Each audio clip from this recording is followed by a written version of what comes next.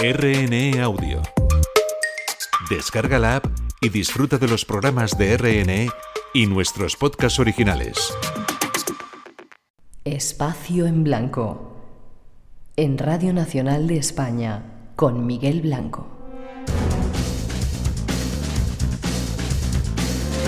2:05, 1:05 en las Islas Canarias. Recordar que hemos cambiado el horario.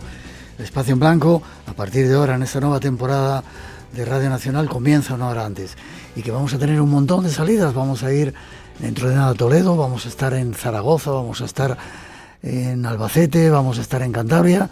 Y las redes sociales abiertas de Blanco Radio RNE, por si queréis comentar algo.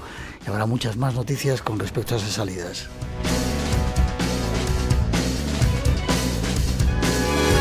Ahora nos vamos con un nuevo invitado, alguien que llega al programa y que queremos presentarlo. Veréis qué curioso es.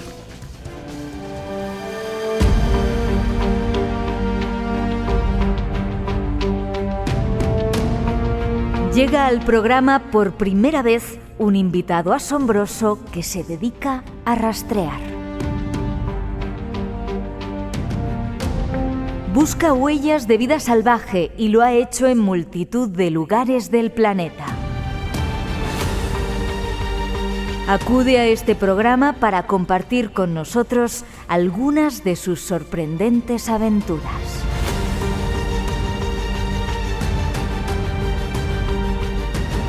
Pues como decíamos, vamos a presentaros a un personaje que hemos descubierto gracias a uno de nuestros hermanitos en el Espacio en Blanco, que nos ha llamado mucho la atención. Es rastreador, creo que está a la puerta de un cementerio ahora. ¿Qué estás rastreando ahora, Fernando?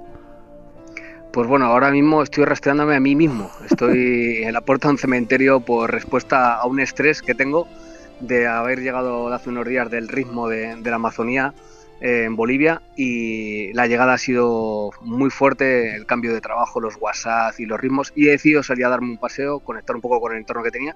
Y bueno, este lugar, porque tiene una energía especial, pues aquí me he sentado a hablar con vosotros. Fernando Gómez Velasco, rastreador, entre otras muchas cosas. Un placer que estés en el Espacio en Blanco. Un placer estar aquí con vosotros. ¿Vienes de la Amazonía, dices? Correcto. Amazonía boliviana. ¿Con quién has estado? Pues he estado con mi hija, que es rastreadora e influencer muy importante en España, Elvia, más conocida como Elvia Rastreadora, con mi mujer, y nos han acompañado otros dos españoles y hemos estado allí colaborando en un proyecto en el Parque Nacional de Madidi, considerado ahora uno de los puntos con más biodiversidad del planeta, y ahí hemos estado entrenando a una comunidad de indígenas que se llama Tacana. Tú, en vez de irte por ahí a las playitas de por ahí típicas, te vas al Amazonas a pasar las vacaciones. He cambiado las playas llenas de multitud de gente por playas en el río Amazonas y en otros ríos, en el río Beni, llenas de biodiversidad. Otro tipo de rastro, otro tipo de huella y otro tipo de ritmo.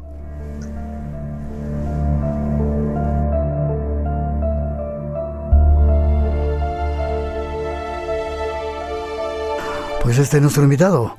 Estrenamos con él el primer programa de la temporada del Espacio en Blanco, 40 y tantos años hablando de misterios, y nos ha llamado mucho la atención que eres un rastreador. ¿Qué es eso de ser un rastreador?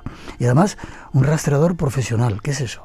Bueno, al final un rastreador es un intérprete, es una persona que se dedica a traducir la naturaleza, ¿no? Al final un rastreador conoce el idioma básico de la naturaleza, que son las huellas, rastros y señales, todo aquello que deja un indicio, cuenta una historia. Un rastreador lo que hace es buscar esos indicios, interpretarlos, datarlos, sacar información. Al final es sacar información y poder luego utilizar esa información para diferentes cometidos, ¿no? Como rastreador profesional, esa información la uso para proteger hábitat, para estudiar la fauna, para formar a guías de naturaleza, para formar agentes forestales, para investigar, para usarlo como técnicas también de conexión ambiental, porque el rastreo es un arte muy profundo que permite una conexión muy especial con el entorno donde se desarrolla esta actividad. Y bueno, pues llevo 15 años viviendo del rastreo a nivel profesional. Tengo la suerte de haber recorrido muchos lugares del mundo y a través del rastreo conocerlos de una manera muy profunda, y ahora pues lo comparto con mi familia, y en este caso me sigue mi hija. Vale, dime lugares donde has estado. Tengo aquí selvas de la Amazonía, bosques boreales, sabana africana, desierto del Sáhara, aparte de España que ya hablaremos. ¿Qué lugares has estado por ahí por el mundo? He estado por toda la península, luego he estado en más de 20 países de la Unión Europea, luego he estado desde el norte de España, Andorra, Francia, hasta el límite con el Cáucaso en Armenia, luego en Noruega, Finlandia, luego también he estado en Indonesia, en Sumatra, he estado también en algunas zonas de Norteamérica, he estado en Nuevo México, en Colorado, en Arizona, en Costa Rica, Perú, Bolivia, Colombia, Ecuador. Bueno, la verdad que en más de 40 países. Y además en sitios súper especiales, claro, no estás en las ciudades, no estás en los centros comerciales. No, claro, cuando hablamos de estos viajes estamos hablando de lugares remotos, contacto con etnias o lugares especiales y por supuesto conociendo los ecosistemas, la vida salvaje, las comunidades, sus problemáticas también, porque es una de las funciones, esa información que recibimos, esa ayuda que damos y todo ese conocimiento luego lo trasladamos, ¿no? Una parte muy importante también es como hacen ustedes en este programa, ¿no? De transmitir y dar oportunidad a gente que vaya contando las historias y lo que ocurre a otros lugares del mundo, que es importante que se sepa, ¿no? Si nos tratas de usted, no hablamos contigo, ¿eh? De acuerdo. Vas con tu familia, que es lo bueno, con tu hija y con tu mujer vas a rastrear. Tu hija empezó muy pequeñita a rastrear por el mundo, ¿no? El camino como rastreadora lo empezó cuando tenía 3 meses en la barriga de mi mujer. Ahí empezó el entrenamiento, yo la ponía sonido, yo la hablaba. Una vez que nació la empecé a entrenar y se tomó algo más en serio ya a partir de los 4 años, que empezó a colaborar con nosotros en proyectos, me la llevaba a trabajar y ella ha sido un camino muy claro, quería seguir con esto. Con 11 años publicó su primer libro, ha estado ya en unos 11 países. Este viaje del Amazonas ha dado la formación conmigo, aparte de formarse ya, ha dado la formación conmigo. Está escribiendo ahora su segundo libro, escribe también para un par de revistas y tiene una labor muy importante porque conecta con los jóvenes y conecta no solo con los jóvenes de aquí, sino a través de las redes sociales, de su Instagram, Elvia la Rastreadora, pues ya tiene más de 35.000 seguidores de todo el mundo y entonces está generando un impacto, ¿no? Hace falta un cambio, hace falta gente joven en esta iniciativa y en eso estamos. Ese es uno de los grandes proyectos que tenemos ahora, ¿no? Trasladar todo mi conocimiento, mis habilidades y todo mi cariño hacia la naturaleza a través de Elvia, que tiene una luz y una voz especial para ello y me orgullece que sea esa la línea, ¿no? Eso te iba a decir, qué orgulloso estás de ella, ¿eh? Sí. Vale, luego vamos a dar también su Instagram o sus redes sociales para que le demos un poquito más a conocer. ¿Quién te enseñó a ti a rastrear? ¿Tu padre? Déjame que cuente, a mí mi papá también me enseñó en los lugares donde estábamos a ver las huellas de los animales y es algo que me apasiona, por eso súper encantado de hablar contigo esta noche. Pues no, tuve un contacto muy íntegro con la naturaleza de joven porque, bueno, pues en mis tiempos ir a cazar, ir a coger ranas, ir a coger grillos, pescar, ir a comer los domingos al campo la paella. O sea, el contacto con la naturaleza me dio mi familia, me dio mi padre y mi madre, pero yo aprendí a rastrear mucho más mayor. De hecho, hasta hace pocos años no sabía qué rastreaba. Sabía ver huellas y rastros al campo y luego empecé a rastrear. El rastreo es algo muy profundo, no es solo ir al campo a descubrir huellas, a tomar datos. Es algo que va más allá, es una conexión muy profunda con la naturaleza, es entender el entorno a nivel de ritmos, ¿no? Es decir, hoy he tenido un shock porque me he levantado. Y hay un término que uso que es muy mío, ¿no? Que es el me. El me es el momento de explosión, ¿no? Por la mañana. Es decir, escuchas el tráfico, escuchas la gente corriendo, la gente que saca el perro, las luces, empiezan los pitidos. Ese me hace 4 días, el momento de explosión era escuchando un uíu, que es un Nitidromus albicollis, que es un chotacabras en la selva, escuchando el guardabosques, escuchando diferentes cigarras como amanecen, los ritmos de la selva, ¿no? Sin contaminación acústica, lumínica. Entonces, claro, ese momento de explosión te marca el comienzo del día y aquí es de una manera y en la selva es de otra, ¿no? O sea, ya son los ritmos con los que estás en un lugar u otro el que te marca el rastreo. ¿Nos estamos olvidando de vivir cercanos a la naturaleza? Totalmente. Estamos muy desconectados. Muy desconectados. ¿Y eso es malo o es bueno? Es horrible porque nos alejamos de la esencia humana. Y la esencia humana es que el hombre está diseñado para andar, para moverse, para conectar, para recoger información, para sentir, para trabajar, para que su cerebro trabaje. Y a día de hoy no se trabaja. A día de hoy todo te lo hace la IA, todo te lo hacen las altas tecnologías. El rastreo que aplicas es tu cuerpo, tus sentidos. Llevas el equipo básico, no hace falta llevar nada. Tus sentidos. Recoge la información y tu cerebro lo guarda y luego cuando lo necesitas ahí lo tienes, ¿no? Además de eso, el ciclo de luz, el ciclo de sonidos, el estrés diario de los ritmos hace que tengamos un estrés continuo que en la selva o en otros lugares solo aparece cuando realmente estás en peligro. Entonces, eso genera que al final estemos en una situación compleja como seres humanos y con una sociedad totalmente estresada y que nos estamos desvinculando de lo más esencial que hay, que es lo que pisamos, lo que tomamos, lo que respiramos, ¿no? Y yo creo que esa es una de las las razones por las que llevamos a Elvia a estos lugares también, ¿no? Para que sienta esa conexión, estos lugares, y luego cuando venga aquí pues se dé cuenta de la suerte que tiene, ¿no? Lo desconocido te aguarda en un lugar. Espacio en Blanco con Miguel Blanco en Radio Nacional de España. Y con Fernando Gómez rastreando esta noche junto a él, aprendiendo de esas huellas que están en la naturaleza. ¿Has aprendido o has rastreado con indígenas, no tanto del Amazonas, como algunas tribus de esas perdidas de las praderas norteamericanas, ¿no? Sí, bueno, también, que se me había olvidado comentar, también he aprendido sobre todo, aparte de Estados Unidos, que aprendí también con Apache, con indios Apache, quizá el viaje más exótico, el viaje más llamarlo brutal, ¿no? Un viaje como al Paleolítico fue un viaje que hicimos a Kenia, a Tanzania. Luego también he estado en Zambia, en Botswana, en Sudáfrica, pero sobre todo Tanzania, el norte del lago Yasi. Estuve con los últimos cazadores recolectores Hadza o Hadzabe. Ellos son grandes cazadores, son grandes rastreadores, son gente que vive para la caza, para la subsistencia. Con ellos pasamos una semana rastreando, obteniendo caza, obteniendo miel, aprendiendo cómo usaban la interpretación del entorno, y eso me hizo viajar en el tiempo y darme cuenta de que deberíamos de plantearnos proteger a ese tipo de culturas, porque ellos sí que viven en la propia esencia humana, ¿no? Y eso se está perdiendo, quedan muy pocos lugares en el mundo donde quedan estos reductos de gente que vive en ese mundo, ¿no? En el que su día a día es simplemente sobrevivir, ¿no? Y no tienen otro objetivo. Uh-huh. Y con los apaches es como las películas que ponen el oído en el suelo y dicen, miren, no sé cuántos caballos, están errados, son blancos, o estamos exagerando. No, eso sí que era así. Yo he podido estar con uno de los últimos rastreadores que ha quedado en Dulce, en la zona de Nuevo México, en la reserva jicarilla Apache de Nuevo México, y nada, contactar con el último rastreador, que es Elric Vigil, que es uno de los últimos rangers que se dedica a tema de rastreo con técnicas ancestrales, y ya él prácticamente también lo ha perdido. Parte de su formación viene de otras formaciones que yo también he recibido, que se recibieron con Scott Doran, que era un maestro en el rastreo humano, y ese nivel que comentabas antes de llegar al suelo, de tocar, casi ese nivel se lo he implantado yo a otras comunidades, o se lo he mostrado yo a otras entidades, porque ellos no trabajan a ese nivel. Es decir, ellos a lo mejor siguen un rastro, miran una huella, pero no entienden el concepto de seguir el animal desde el alma. Yo miro al suelo y descubro el universo. O sea, alrededor de una huella hay energía. Alrededor de una huella hay un movimiento de un animal. Es algo increíble, porque tú estás mirando un rastro en el momento, pero si miras hacia atrás por donde viene, estás mirando al pasado, estás en el presente y miras al futuro, hacia dónde va a estar. Luego miro más la huella detalladamente, porque la huella, dentro de la propia huella, hay miles de puntos de presión. Tiene su propia topografía, igual que uno mira un mapa, una huella tiene depresiones y tiene crestas. Cuando miras, obtienes información, pero el cerebro quiere más. Entonces tocas la huella. Cuando la tocas, notas cómo le ha dado el sol o cómo le ha dado la lluvia, cuándo pisó ese animal.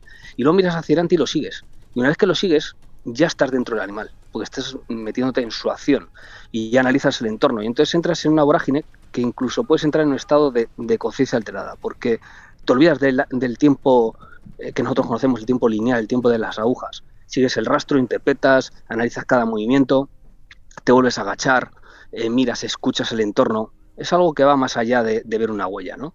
Y esa es la esencia que yo quiero recuperar y que prácticamente en todos los lugares se está perdiendo, ¿no? Es algo extraordinario, porque miras al suelo y dices, bueno, esto es un tejón, sí, pero es un tejón que ha pasado esta mañana y es un macho y va a esta velocidad, ya que ha parado, mira a la derecha.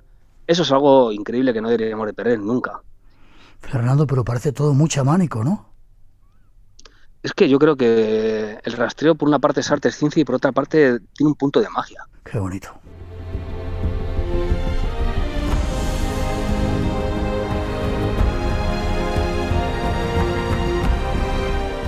No solamente has aprendido con gente, sino que ahora te dedicas también a enseñar, ¿no? A rangers, a cuerpos especiales, a ejército, ¿no? Sí, entreno a todo tipo de unidades por todo el mundo, tanto en España como en otros países, pero si tengo que decir ahora mismo, lo que más me gustaría sería seguir aprendiendo estas técnicas ancestrales, no ya lo que sean las habilidades más técnicas o tácticas, sino las habilidades primitivas, las habilidades realmente de estar en un entorno y absorber la información de lo que vemos, ¿no?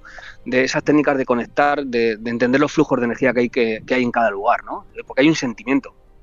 O sea, yo veo más allá de los árboles, yo veo entre los árboles. Lo bonito del rastreo a ese nivel es que la parte táctica pues es un seguimiento más agresivo, hay un objetivo. Me gusta cada vez más la otra parte, la de ir al entorno, la de ir sin equipo, la de ir observando todo, tomarme mi tiempo en el lugar, pasar el día entero, incluso la noche, sin ese estrés de, vamos a llamarlo así, de la caza humana, vamos a llamarlo, porque cuando tú rastreas a nivel táctico al final es una caza humana. Estás siguiendo un objetivo o estás enseñando a enseñar un objetivo y luego detrás de ahí hay una problemática, alguien que ha desaparecido, búsqueda de narcotraficantes, cazadores furtivos. ¿Es una herramienta muy válida? Sí, pero busco más allá de esa parte más operativa y busco más la parte de conocerme a mí mismo como persona y conocer más el entorno, y para eso hay que trabajar en otro nivel, ¿no? Vale, pero ¿has hecho también eso? ¿Buscar drogas, buscar furtivos, etcétera? Sí, claro, en diferentes países, en Estados Unidos, en Sudamérica, en Indonesia, y de hecho ahora dentro de un mes me voy a Sudamérica a trabajar con Policía de Frontera para entrenarles precisamente en la lucha contra el narcotráfico y con el tráfico de especies. Wow. Supongo que uno tiene que tener, ya lo estás avanzando, ¿no? Cuando la gente sale al campo, vemos 4 plantas, una roca y poco más. Habrá que ponerse lo que aquí decimos, los ojos de ver, ¿no? Tú ves mucho más allá. ¿Y cómo diferencias que es una huella? Y como has dicho antes, que es un macho que acaba de pasar, que ha mirado aquí. ¿Cómo sacas eso? Porque te identificas con ese animal. Lo primero, porque hay un concepto básico que es conocer para reconocer. Yo no puedo saber toda esa información si antes no la he estudiado. Yo tengo que ver de muchas fuentes, tengo que estudiar muchos libros. De hecho, tengo más de 2.500 libros. Consulto también internet. La bibliografía es importante. Luego aprendo de otra gente. Luego estudios científicos. Y luego de cada animal intento conocer, sobre todo a nivel corporal, cómo es, qué pelo tiene, qué necesita para comer, cómo come, cómo deposita sus excrementos, cómo es la anatomía de su mano y de su pie, porque eso es un reflejo de lo que va a aparecer en el terreno. O sea, necesito conocer todo eso para que cuando yo lo vea en el terreno sepa identificarlo, si no es muy complicado. Es decir, hay una fase muy importante de estudio para luego ir al campo, y en cada uno de los lugares tengo que conocer también la orografía, los ecosistemas, la ecología, todo lo que conlleva estar en un entorno, porque es el entorno donde voy a rastrear. El rastreo no es solo el animal, es dónde está ese animal ubicado, qué factores climáticos hay, humanos, ambientales. O sea, es un cómputo que te hace estudiar todo y por eso conoces ese lugar, ¿no? Y en ese momento, ¿qué condiciones hay? O sea, yo ahora estoy en un lugar, ahora determinado, en el que está caliente y hay lagartijas en la pared porque los rayos de sol están moviéndose 1 hora cada 15 grados y están pegando a la pared. La pared está caliente, pero son los últimos días. Ya hay algunos días que por la mañana ya no está caliente, con lo cual los reptiles ya casi no salen. Ahora estoy parado a la puerta del cementerio y de hace unos días posiblemente todo esto estuviera lleno de ortópteros, de saltamontes, de grillos y otros animales que ya se han parado porque ya la actividad ha cambiado. Climáticamente yo ya siento que estamos en otoño porque lo noto en el ambiente, lo noto en el aire y lo noto en el silencio. Es algo que se siente, es algo que estamos perdiendo. Esa sensibilidad yo creo que sí que la tenían la gente de antes, los abuelos, la gente que estaba en el campo, que miraba al cielo, que escuchaba, que miraba y sabía pronosticar, ¿no? O sea, es ciencia, pero es ciencia de la observación. ¿También interpretas los sonidos? Sí, de hecho es una de mis especialidades. No solo identificar los sonidos de la fuente de dónde vienen, sino utilizar el sonido como herramienta pedagógica, también como herramienta medicinal y sobre todo para entender el entorno, porque todo funciona en ritmos. Y de hecho, prácticamente todo lo que hay en el entorno y lo que produce el sonido es vibración. Y todo en el universo vibra. Si entiendes el sonido y cómo se mueve y se propaga el sonido en un lugar determinado, entiendes el entorno. Si entiendes que las señales acústicas tienen unos ritmos y esos ritmos aumentan o bajan o desaparecen, te está dando información sobre lo que está ocurriendo en el entorno. Eso es muy importante en el rastreo, porque te está dando información, ya que en muchos lugares el rastreo visual, el de ver huellas, desaparece porque el terreno está lleno de vegetación, de hojas o de piedras y no hay huellas. Entonces tienes que hacer un tipo de rastreo que es especulativo. Tengo que especular por mi conocimiento y la información que me llega por otros medios, en este caso el oído, sacar información y saber interpretarla. Y para eso tienes que parar y alinearte. Alinearte es mirar, observar el entorno y ver de dónde viene el sonido y entender por dónde se mueve. Y para eso cuando llegas a un sitio tienes que parar y escuchar, porque si yo no sé cómo es el estado natural de un lugar, yo no sé cuándo cambia. Es decir, yo por la mañana me levanto y sé si mi vecino ha sacado al perro porque los petirrojos están haciendo sus sonidos naturales, pero cuando sale mi vecino con el perro a pasear, el petirrojo aumenta el ritmo. Y ese marcaje llama a un colirrojo tizón que también da un tipo de sonidos. Incluso el mirlo sale y da una alarma. El mirlo que está relinchando de repente hace un... Ya ha cambiado. Entonces yo simplemente me asomo por la ventana y lo verifico. O simplemente las urracas, que me marcan cuando están los gatos activos por la mañana, porque las urracas están siseando ellas. Pero cuando ven a un gato, se aceleran muchísimo. O sea, te pongo simplemente ejemplos, tampoco me quiero demorar mucho porque me emociona el tema, en el que yo estando en mi casa, yo sé lo que está pasando fuera, simplemente porque escucho. Escuchando, estamos aquí en el Espacio en Blanco.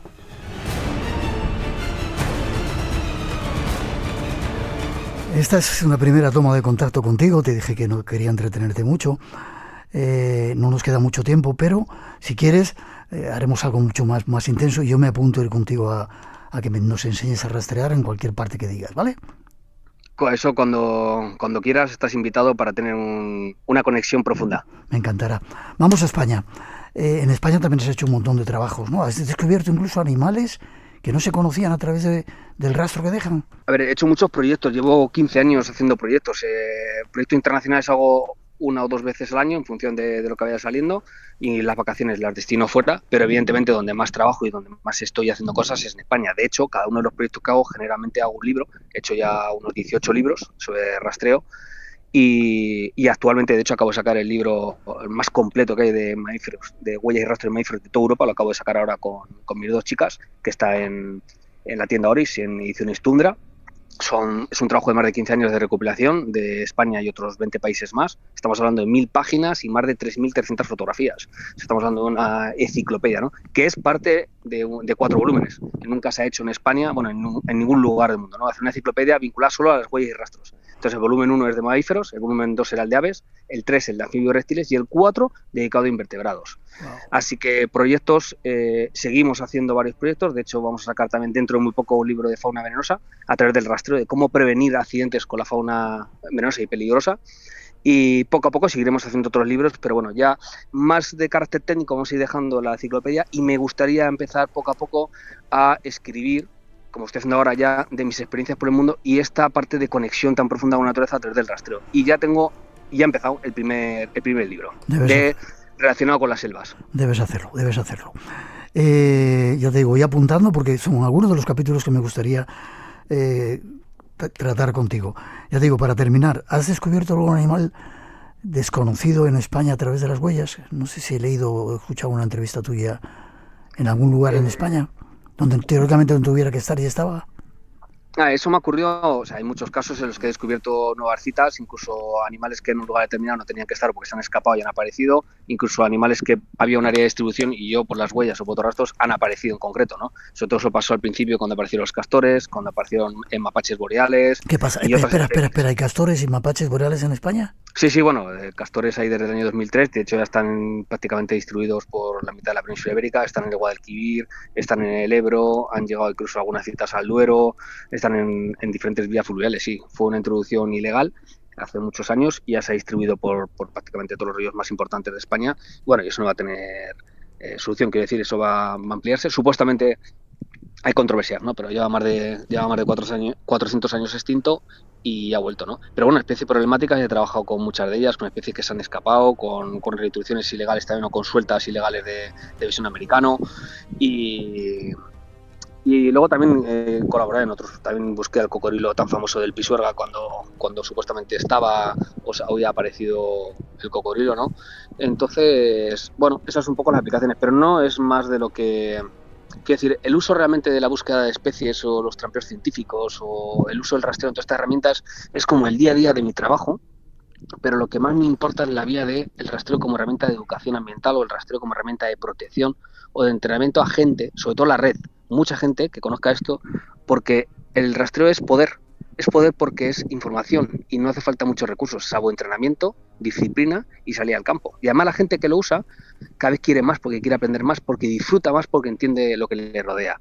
Y ese es el objetivo, y ese es el objetivo también de Delvia, que lo haga mucha gente para que toda esta información la gente se enamore de los lugares, sepa lo que tiene alrededor y a partir de ahí podamos luego proteger o hacer otro tipo de acciones.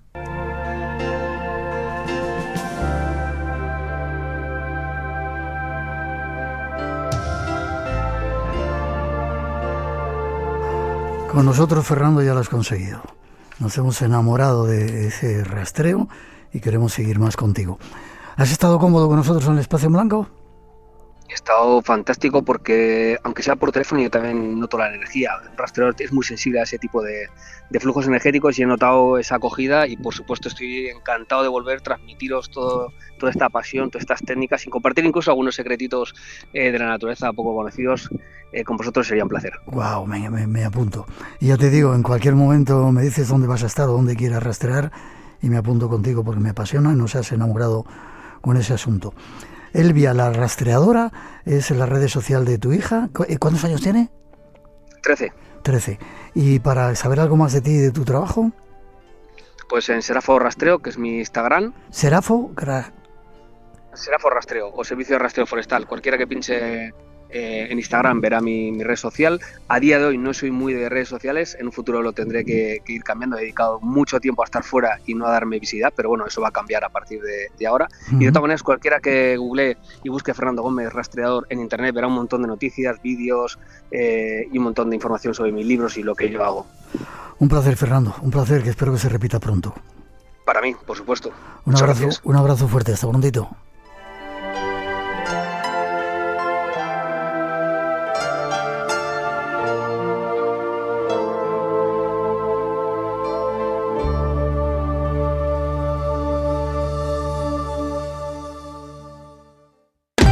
Radio Nacional de España, la radio por delante.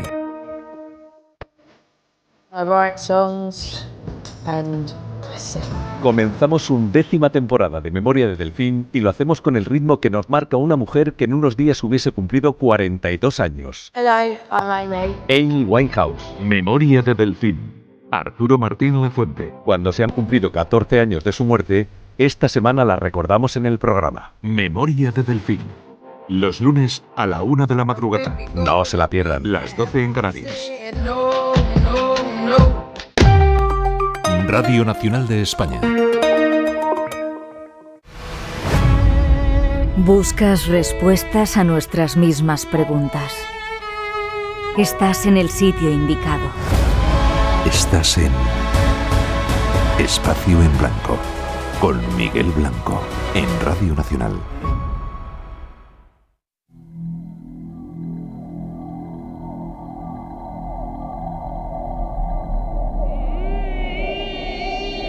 Dos y 32, 1:32 en las Islas Canarias. Seguimos adelante en esta nueva etapa del programa. Llega un nuevo compañero. Tuvo un ictus, estuvo 36 días en coma y ha regresado lleno de vida para compartir con nosotros algunas de sus vivencias y de su sabiduría. Con él los dejamos.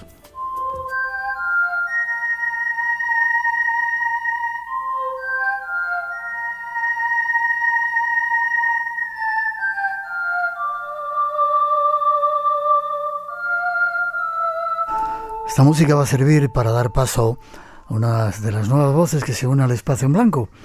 Es una leyenda. Recuperamos a un gran profesional que ha hecho multitud de cosas, uno de los naturalistas más importantes de nuestro país, Luis Miguel Domínguez. Luismi, ¿cómo estás? Hola, Miguel, muy contento y a la vez expectante, ¿no? Y muy agradecido siempre. Qué placer tenerte con nosotros en el Espacio en Blanco. Gracias, de verdad, gracias. Como no tengo mucho tiempo hoy, vamos a tener a lo largo de toda la temporada tiempo para que nos cuentes cosas. ¿Cuánto tiempo llevas haciendo naturalismo?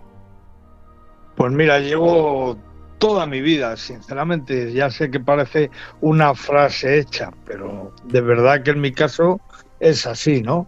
Yo lo que hice fue entender algo que yo llevaba dentro, entre pecho y espalda, y es que, bueno, si yo tenía una cierta capacidad de comunicación, debía ponerla al servicio de la gran verdad, y la gran verdad se llama biodiversidad.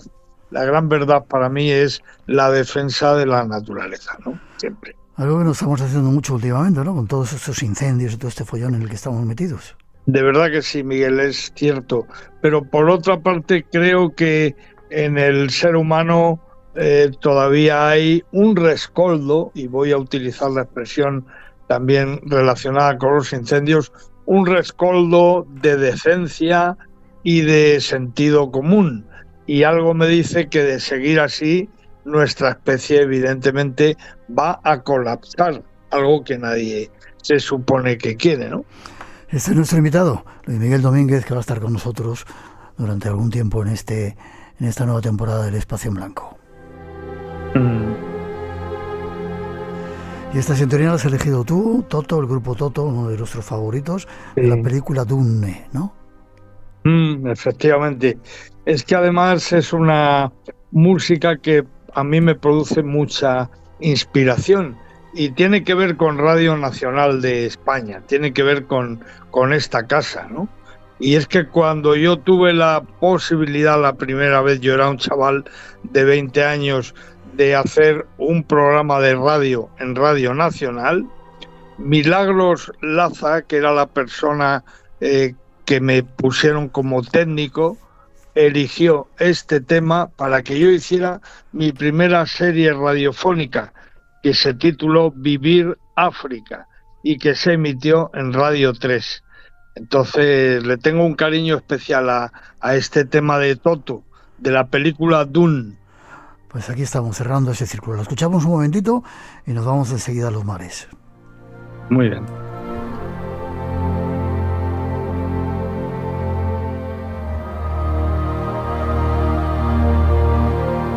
Una película futurista y extraña.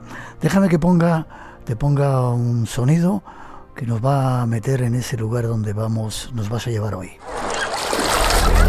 Hoy es un día precioso. Las playas están abiertas y la gente se lo pasa de maravilla. Amity es una ciudad de veraneo. No se da cuenta de cómo reacciona la gente ante estas cosas. Gritas barracuda y la gente dice, gritas tiburón y tenemos un ataque de pánico al empezar las vacaciones. No sé si se cumplen 50 años de la película de Steven Spielberg, Tiburón, que cambió absolutamente, incluso a mí, que he buceado con ellos en algunos lugares. ¿Tú has buceado con tiburones? Sí, muchas veces, sí. La verdad es que, hombre, la vez más llamativa en la que yo me sumergí con un grupo de tiburones fue trabajando con Iñaki Gabilondo.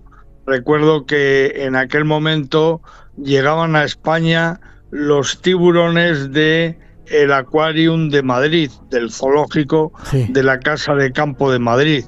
Y yo pensé, nos invitaron y estuvimos buceando con ellos ahí en el acuario. Sí, claro, yo me metí nada más llegar, porque lo que no podía yo aceptar era la estigmatización una vez más de la especie. Al final los asesinos llegan a Madrid. Bueno, yo leí una serie de titulares que no acepté y me sumergí con aquellos 11 ejemplares, que por cierto eran de dos especies muy interesantes. Uno era el tiburón gris y otro es el tiburón toro. Y el toro, efectivamente. Muy bonito, muy bien. Vale. Y luego en otras partes del mundo me ha tocado pasar un buen rato con ellos, porque son animales prodigiosos, muy poco entendidos, pero realmente maravillosos, de verdad. Sin embargo, gracias o por culpa de la película de Spielberg Tiburón, cuando uno se mete en el agua en sitios por ahí, miras alrededor diciendo, por si acaso. Vamos al tema. Sí. ¿Hay tiburones, muchos tiburones en España? Sí, mira, en España tenemos en torno a 80 especies diferentes de tiburones. ¿Qué me dices? Sí, tenemos 80 especies de tiburones. No hay que olvidar que nuestro país está rodeado de mar por los cuatro costados, ¿no? Entonces tenemos mucho tiburón, sí, afortunadamente. ¿Y hay tiburones blancos? De esos que teóricamente también son los más peligrosos. Sí, mira, con el tiburón blanco está ocurriendo lo siguiente. El cambio climático, evidentemente, como consecuencia, lo que trae es un cambio de temperatura en el agua. Entonces, cuando oímos, han llegado las carabelas portuguesas a España, por ejemplo, algún tipo de medusa, y esto también aparece en los medios de comunicación, yo siempre pienso, digo, bueno, junto con ellas vienen otros seres, ¿no? Y ahí llega el tiburón blanco. El tiburón blanco se está moviendo por todo el planeta y ha afectado las aguas españolas como quizá no lo hacía antes, ¿no? ¿En qué zona? Es curioso, Sí, es curioso, pero una zona de tiburón blanco es Baleares, por ejemplo. La costa valenciana Y también me han dicho. Sí, la costa valenciana me dices también, ¿no? Sí, bueno, incluso en Vinaroz, en la zona de Castellón, hemos constatado la presencia de tiburón ballena durante muchos años. ¿Qué me Tiburón dices? ballena que, como sabes, no ataca a las personas ni nada que se lo parezca, ¿no? Wow. Pero bueno, un animal impresionante que seguramente mucha gente que ha pasado el verano allí ni imagina que esa es una zona para él especial, ¿no? Wow. ¿Cómo se distingue un macho de una hembra? Pues mira, es muy curioso porque lo que vamos a observar en los tiburones, lo primero que vamos a observar es que la hembra en ocasiones duplica el tamaño del macho. O sea, las hembras son muchísimo más grandes, más voluminosas y más pesadas que los machos. Y además los machos tienen dos penes. Estamos hablando de dos aparatitos que van asociados a sus aletas ventrales, que se llaman los claspers, y que son dos penes, ciertamente, aunque solo vayan en la cópula a utilizar uno de ellos, solo utilizan uno de esos penes. Pero se ve muy bien con claridad que es un macho porque observamos dos protuberancias junto a las aletas ventrales, y eso evidentemente nos habla de un macho. La hembra, ya te digo, es mucho más grande, pero no tiene externamente ningún elemento que indique que es una hembra, ¿no? ¿Duermen los tiburones? ¿Y cómo lo hacen si duermen? Uy, los tiburones, con respecto al tema de dormir, nos aportan una serie muy interesante de lecciones. Mira, para empezar, debemos distinguir dos tipos de tiburones y ahí vamos a entender si duermen o no duermen. Mira, hay un tipo de tiburón que precisa nadar para poder respirar, para poder ir consumiendo oxígeno. Ese es el caso del tiburón blanco. Por eso, aparentemente es un animal tan hiperactivo, ¿no? Que está todo el día nadando y todo el día cazando, ¿no? Porque lo que necesita el tiburón blanco es que el agua del mar pase a través de sus branquias y le deje el oxígeno que necesita. Entonces, este es un tipo de tiburón que apenas va a dormir de manera rotunda. O sea, el tiburón blanco no va a pararse en un sitio, no va a bajar al fondo y va a quedarse dormido, ¿no? Él va a seguir nadando y va de alguna manera a dormir mientras interactúa con el medio. Y además lo va a hacer con los ojos abiertos siempre. Sabes, Miguel, que los tiburones no tienen párpados, como nosotros. Ellos tienen unas membranas parecidas a la membrana nictitante de algunas aves, como los búhos, o de algunos reptiles, ¿no? Entonces, los ojos del tiburón siempre van a estar abiertos y muy atentos. Entonces, el tiburón blanco va a dormir mientras nada. Pero luego hay otro tipo de tiburones, como el tiburón nodriza, por ejemplo, que no necesita esa acción para consumir oxígeno, sino que él va a respirar de manera independiente a través de las branquias.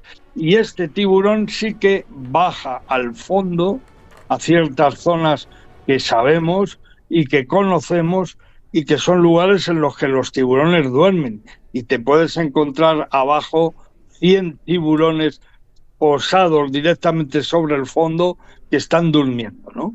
En fin, es algo impresionante que además conviene, y me gusta mucho tu pregunta, conviene, Miguel, dejar claro, porque parece, a la vista de Spielberg y de muchos documentales de naturaleza, que son los que le llegan al público en general, pareciera que el tiburón blanco, por ejemplo, está todo el día con la boca abierta, enseñando los dientes y atacando a diestro y siniestro. Pero afortunadamente ya sabemos que no es así y que los tiburones viven otro tipo de experiencias y de situaciones, como son las experiencias amorosas, por ejemplo, que también las tienen, ¿no? O sea que esa necesidad de mostrar a este animal como el enemigo público, a mí me parece absolutamente poco recomendable y desde luego muy alejada de la realidad, claro.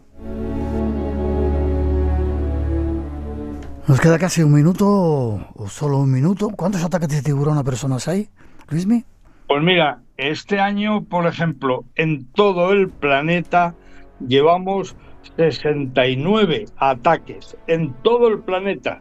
Estamos hablando de 8.000 millones de personas, de las cuales tan solo a 69 le han atacado. ¿Por qué sabemos el dato? Bueno, el dato lo sabemos gracias a un archivo internacional de ataque de tiburón en todo el mundo, que sobre todo está coordinado por la Universidad de Florida y que lleva exactamente se llama el ISAF, y este archivo lleva funcionando recogiendo ataques de tiburón desde el siglo XVI hasta nuestros días.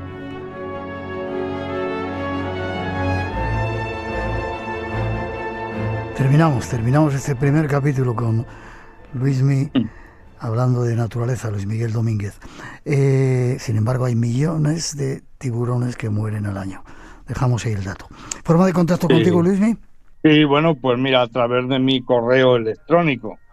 Si quieres, lo doy ahora mismo. Adelante. Y recibo con todo el amor a todo el mundo que nos quiera escribir o consultar cualquier cuestión. Mira, te digo, lmdomínguez, wildlife@gmail.com.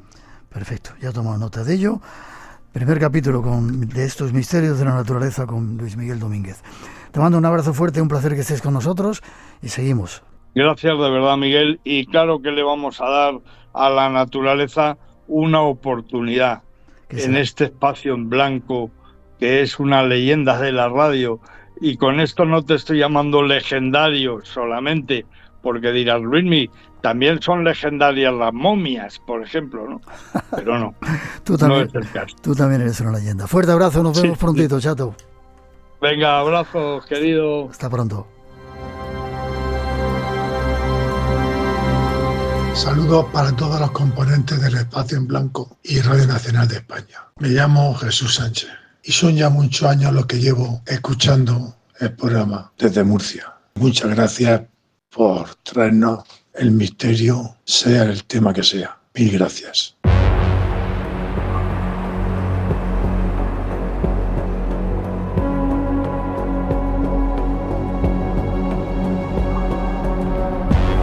Esta sintonía que ya sonaba la pasada temporada del Espacio en Blanco vuelve con nosotros. Uno de los tiempos más escuchados con nuestro compañero Juan Gómez, que vuelve a estar con nosotros. Buenas noches, Juan. Muy buenas noches, un placer, y arrancamos temporada con estas historias que algunas de ellas sí nos pueden poner un poco los pelos de punta, la verdad es que sí. A mucha gente dice que le da miedo lo que cuentas, sobre todo con esos testimonios que traes de vez en cuando. Y te pregunto, no tenemos mucho tiempo hoy, simplemente es un flash, porque traías un tema que son los seres nocturnos, que quiero tratarlo en otro momento, porque yo quería que estuvieras con nosotros, pero hay casos que dan mucho miedo, ¿verdad? Quizá uno de ellos pudiera ser esto, ¿no? De los seres nocturnos. Sí, los seres nocturnos, porque ojo, cuando hablamos de seres nocturnos tiene algo que ver y no con esto que muchas personas han sufrido, ¿no? Esto de ver a seres extraños en la habitación que parece que asoman y que en un momento determinado incluso llegan a acercarse, a aproximarse a nuestra propia cama, ¿no? A nuestro propio rostro, pero es cierto que esto de los seres nocturnos tiene otra connotación más amplia, seres que se aparecen en diferentes lugares, en carreteras, incluso en bases, esto es alucinante, en bases militares donde incluso se llega a disparar, ¿no? Y esto es algo alucinante que muchas veces ha ocurrido y desde luego esto sorprende. Es decir, estamos ante un elemento de misterio tan amplio que merece la pena tratarlo en profundidad. Vale, tenemos un caso muy importante que vamos a tratar en otro momento, pero nos vamos quizá hasta La Coruña, un cuartel donde hay unos soldados que tuvieron un encuentro. Eso es, vamos precisamente con un encuentro casi para abrir boca de lo que sería uno de estos seres oscuros que se manifiestan y no se sabe muy bien qué son, y sobre todo el impacto, ¿no?, que produce a las personas que son testigos de ello. Y fíjate que estamos hablando de militares. Nos vamos a poner en el año 2000, principios de los años 2000, en el acuartelamiento de Atocha. Hablamos de La Coruña. Allí hay un encuentro con un extraño ser en una base militar. Y además estamos hablando de militares de fuerzas especiales. Bien, hemos distorsionado el testimonio del protagonista, uno de los muchos protagonistas de este caso, que cuenta qué es lo que sucede. Voy a poner en situación. Esta persona, junto con otros soldados, son llamados para hacer una ronda que tiene que ver con pasar a través de un campo que tienen que estar vigilando y acercarse hasta una garita donde se encuentra uno de sus compañeros. Bien, pues aquí empieza todo. Vamos a escucharle porque su testimonio es tremendo. Íbamos armados, nos habían dicho que fuéramos con munición de guerra, que son 40 balas en el CEDME, y en ese momento yo veo que hay un portalón de una de las naves que está semiabierto, ¿no? Entonces yo automáticamente, por el pinganillo, aviso al cuerpo de guardia, les digo que está abierto, que yo no lo abrí, me dicen que cargue, que quite la bala de fogueo, que meta munición de guerra, que me quede por ahí escondido y que proteja eso hasta que llegue la guardia. Cuando llega la guardia, ahí nos metemos y claro, nosotros estaba todo oscuro, si llevabas la típica linternita, pero nosotros decíamos, aquí no hay nadie. Y en las cámaras nos decían, no, hay una persona y tal. Claro, todo esto lo estaban viendo los compañeros, nosotros no lo mirábamos. Solo lo miraban ellos desde las cámaras. De hecho, yo decía, pero es que aquí no hay nadie, porque es que estábamos al lado y decía, no, ahí hay alguien que está delante vuestra. O sea que se sentía o se veía por las cámaras que había alguien, pero ellos no lo veían, no lo sentían. Claro, imagínate la sensación, ¿no? Les avisan, tienen que ir a ese punto, a esa garita, luego pasan a una especie de nave dentro de un patio, después de atravesar ese campo. La puerta está abierta, como hemos escuchado, y claro, el estar ahí, armados, mientras te están diciendo a través del pinganillo, es que vemos a través de las cámaras cómo tenéis una persona o algo delante, y ellos intentando mirar efectivamente si había algo y no veían absolutamente nada. Pero fíjate, porque esto para nuestro protagonista trajo factura, no solo a él, sino principalmente a sus compañeros. Desde luego aquí podemos elucubrar si realmente pudiera estar o no relacionado con esta historia, pero él asegura que quizá algo de ello hubo. ¿Por qué? Pues el por qué nos lo cuenta. Lo curioso de todo esto es que todos murieron siendo muy jóvenes y en extrañas circunstancias, ¿no? Porque ninguno era de una enfermedad, ¿no? Todos fueron de accidente de tráfico. Este chico, por ejemplo, el de Vigo, que era hijo de un conocido empresario de aquí, ese chico se cayó por el balcón, no se sabe el por qué. O sea, un montón de cosas que no tenían por qué haber ocurrido con la edad que teníamos.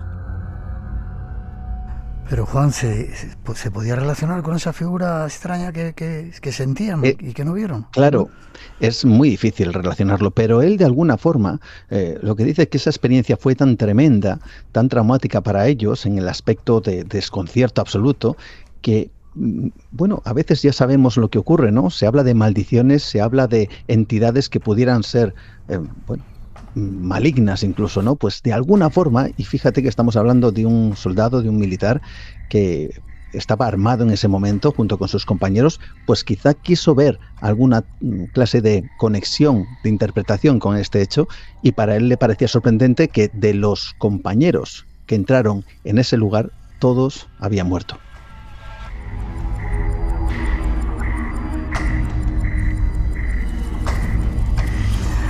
Tenemos que terminar por hoy, Juan.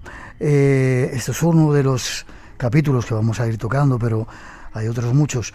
No te vayas porque llegan seres nocturnos ahora en un momentito. Y no solamente seres nocturnos, sino otros muchos seres extraños de este mundo del misterio. Si nuestros oyentes te quieren contar cosas, Juan, ¿dónde se ponen en contacto contigo? Pues directamente a través de mi perfil en Facebook, por ejemplo, un mensaje, Juan Gómez Ruiz, y también en el email dedicado al programa, juangomez_gmail.com, que es importante que aquellas personas que han tenido una experiencia tremenda y en ocasiones no tienen a quién contárselo, con quién compartirlo, quizá este sea un buen espacio, como el Espacio en Blanco. Que se lo cuenten, que nos lo cuenten, y si nos permiten lo compartiremos aquí con todos los oyentes. Como siempre, un placer. Seguimos en esta nueva temporada del Espacio en Blanco, súper ilusionados y buscando siempre algunas explicaciones o por lo menos mostrando misterios de nuestro mundo. Sí, señor, siempre rodeados de misterio. Un fuerte abrazo, Miguel. También para ti, nos vemos pronto.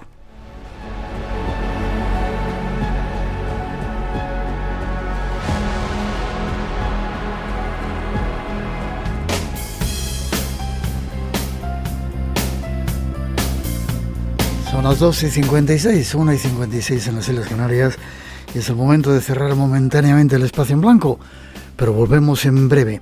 Nos ponemos enseguida a preparar las próximas citas y os necesitamos. Feliz semana para todos, con el deseo, ojalá, de que acaben esas guerras, que lleguen las ayudas a la gente que ha perdido todo en esos incendios, que terminen los miedos y que nos dejen vivir en paz. Gracias por la compañía, feliz semana. Recordad que empezamos a la 1 a partir de ahora. Os esperamos, y dentro de un rato ese espectáculo increíble que nos va a dar la luna, esa luna roja. Y si queréis, dentro de un rato también en la 2 de Televisión Española, a las 12:30, mediodía, el último capítulo del Camino Interior, esa serie de Miguel Ángel Tobías con algunos temas interesantes. Llega Carol Bonilla, nuestra compañera, para dar las noticias, y después Cruce de Cables, la programación de Radio Nacional. Y ahora hasta las 3, mientras recogemos nuestras cosas, os dejamos con un poquito mejor de nuestra mejor música y los mejores deseos para todos. Os esperamos en el Espacio en Blanco. Por hoy terminamos. Recuerda que tienes una cita con el misterio, aquí en Radio Nacional. Será dentro de 7 días, en el Espacio en Blanco. Hasta entonces, feliz semana.